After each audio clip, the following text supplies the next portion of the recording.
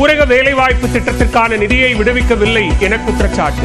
மத்திய அரசை கண்டித்து தமிழ்நாடு முழுவதும் திமுகவினர் போராட்டம். சென்னையில் ஆபரண தங்கத்தின் விலை மீண்டும் புதிய உச்சம். இன்று மட்டும் சவரனுக்கு 160 ரூபாய் உயர்ந்து 66,880 ரூபாயை எட்டியது. சட்டமன்ற தேர்தலில் டிவிகே மற்றும் டிஎம்கே இடையேதான் போட்டி. தமிழக வெற்றிக் கழகத்தின் முதலாவது பொதுக்குழு கூட்டத்தில் பேசிய விஜய் உறுதி. 2 பேருக்கு நடுவுல தான் போட்டியே. ஒன்னு டிவிகே, இன்னொன்னு டிஎம்கே.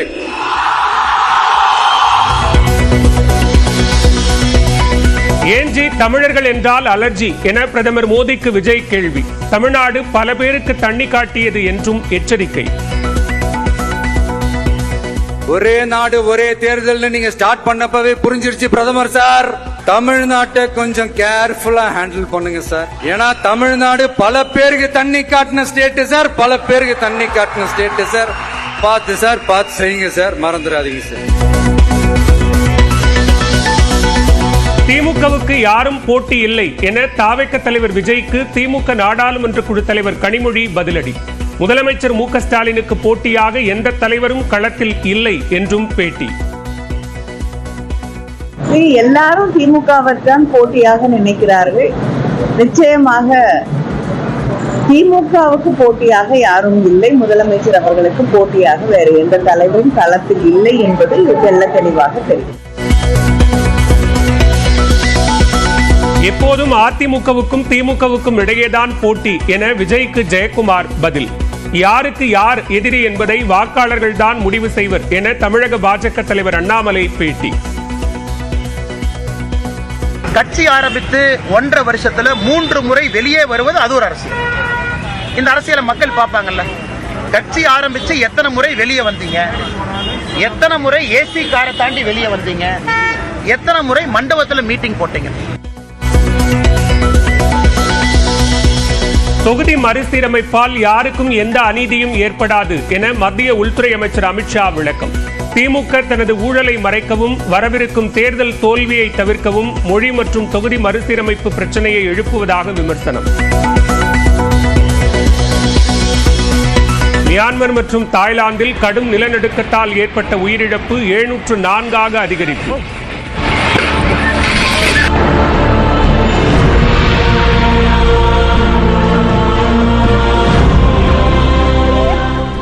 ஆயிரத்துக்கும் மேற்பட்டோர் படுகாயங்களுடன் மருத்துவமனைகளில் அனுமதிக்கப்பட்ட நிலையில் உயிரிழப்பு மேலும் உயர வாய்ப்பு.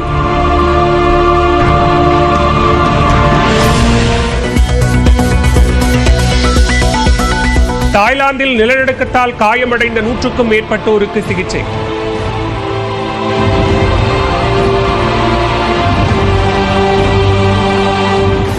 பாங்காக்கில் 30 மாடி கட்டிடம் சரிந்து விழுந்ததால் அலறியடித்து ஓடிய மக்கள்.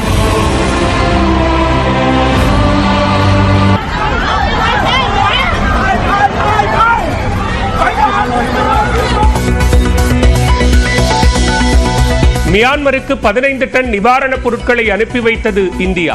இந்திய விமானப்படை விமானம் மூலம் கூடாரங்கள் உள்ளிட்டவை அனுப்பி வைப்பு. சென்னையை அடுத்த கிளாம்பாக்கத்தில் நீட் தேர்வுக்கு தயாராகி வந்த மாணவி தற்கொலை. 2 முறை தோல்வியை தழுவிய நிலையில் தேர்வு அச்சத்தால் தற்கொலையா என விசாரணை.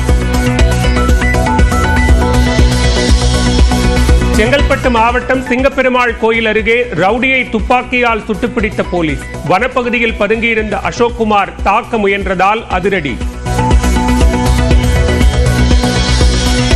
மதுரையில் திமுக பிரமுகரின் உறவினர் கொல்லப்பட்ட வழக்கு. ஒருவர் சரணடைந்த நிலையில் மேலும் 5 பேரை கைது செய்து காவல்துறையினர் விசாரணை. சென்னை பெங்களூரு தேசிய நெடுஞ்சாலை நடுவே இருந்த சிக்னல் போஸ்டில் தண்ணீர் லாரி மோதி விபத்து. போக்குவரத்து நெரிசல் ஏற்பட்ட நிலையில் சீர் செய்து வரும் காவல்துறையினர். மதுரை திருமங்கலம் அருகே சிறுவனை கடித்து குதறிய தெருநாய். பலத்த காயமடைந்த நிலையில் மருத்துவமனையில் அனுமதி.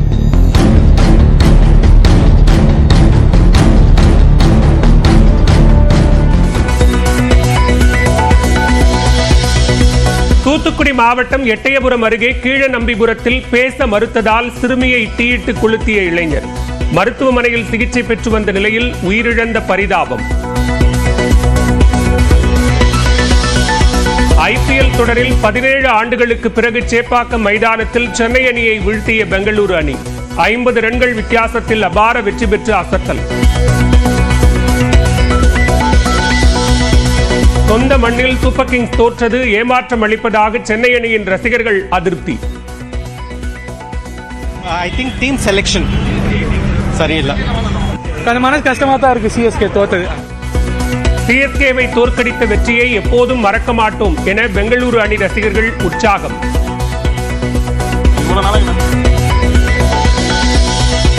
18வது IPL சீசனில் முதல் வெற்றியை பதிவு செய்ய போவது யார்? அகமதாபாத்தில் நடைபெறும் போட்டியில் குஜராத் மும்பை அணிகள் இன்று பல பரீட்சை.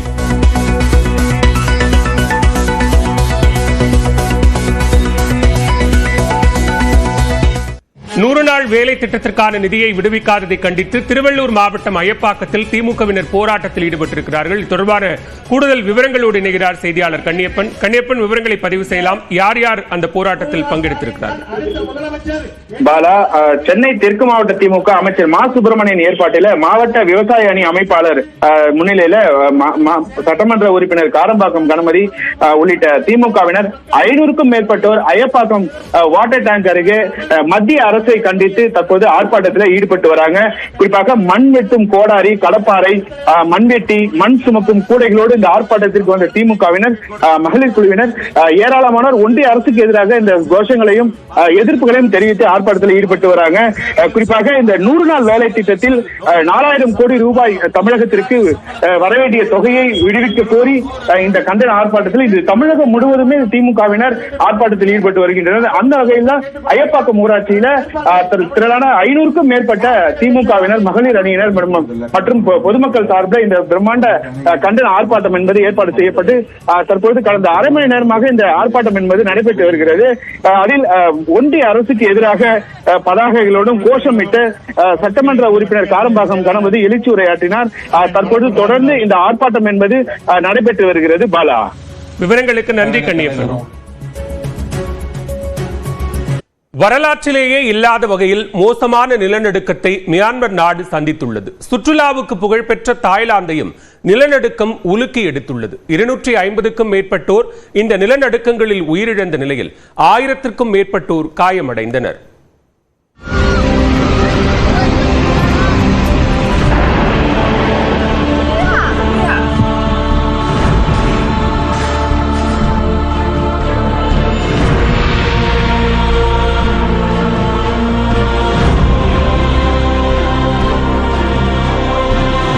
இந்தியாவிற்கு மிகவும் நெருக்கமான நாடான மியான்மரை வெள்ளிக்கிழமை பகல் 12:50 மணிக்கு மிக சக்தி வாய்ந்த நிலநடுக்கங்கள் உலுக்கின. 7.7 மற்றும் 6.4 என ரிக்டர் அளவில் பூமிக்கு அடியில் 10 கிலோமீட்டர் ஆழத்தில் சக்தி வாய்ந்த நிலநடுக்கங்கள் ஏற்பட்டன.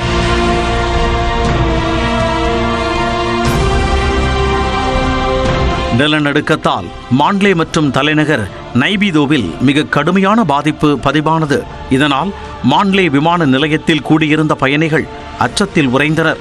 கட்டடங்கள் குலுங்கியதால் மக்கள் அலறி அடித்து அங்கும் இங்குமாக ஓடினர்.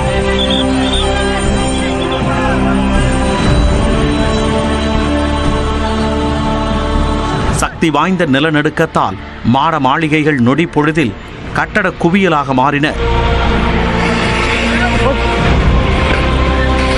மியான்மரில் ஏற்பட்ட நிலநடுக்கம் அதன் அண்டை நாடான தாய்லாந்திலும் உணரப்பட்டது.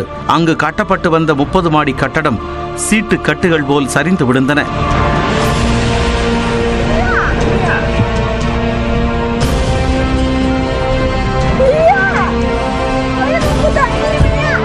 பாங்காங்கில் உள்ள ஒரு அடுக்குமாடி கட்டடத்தில் இருந்த நீச்சல் குளத்தில் இருந்து தண்ணீர் ததும்பி செயற்கை அருவி போல கொட்டியது.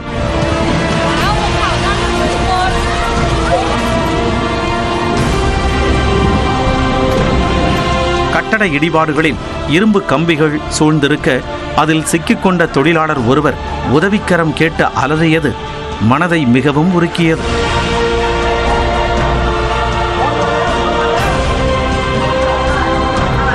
நிலநடுக்கத்தால் பாங்காங்கில் மெட்ரோ மற்றும் ரயில் சேவைகள் பாதிக்கப்பட்ட நிலையில் சுரங்கப்பாதையில் நிறுத்தப்பட்டிருந்த மெட்ரோ ரயில் குலுங்கிய காட்சிகளும் வெளியாகின.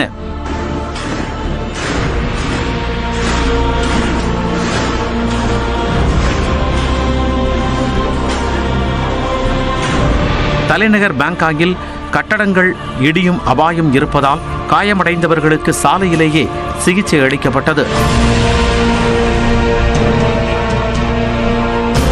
தாய்லாந்தில் வசிக்கும் தமிழர்களுக்கு பெரிய அளவு பாதிப்பு இல்லை என்று அங்கு வசிக்கும் தமிழரான திருச்செல்வம் நியூஸ் 18 தமிழ்நாடு தொலைக்காட்சிக்கு தெரிவித்தார். 21 வருஷமா இருக்கு சார் தாய்லாந்துல. ஆனா இதுதான் எனக்கு ஃபர்ஸ்ட் டைம். நான் 2004 வந்தப்போ சுனாமி தாக்கி இருந்துச்சு. சுனாமி பெரிய லெவலில் தாக்கி இருந்துச்சு. அது வந்து சவுத் தாய்லாந்தில் தாக்கி இருந்துச்சு. புக்கெட்டே அந்த பகுதியில் தாக்கி இருந்துச்சு.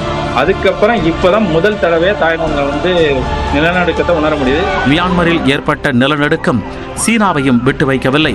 யூனான் மாகாணத்தின் அடுக்குமாடி கட்டடத்தின் நீச்சல் குளத்தில் இருந்து தண்ணீர் வெள்ளம் போல் விழுந்து மக்களை அடித்துச் சென்றது.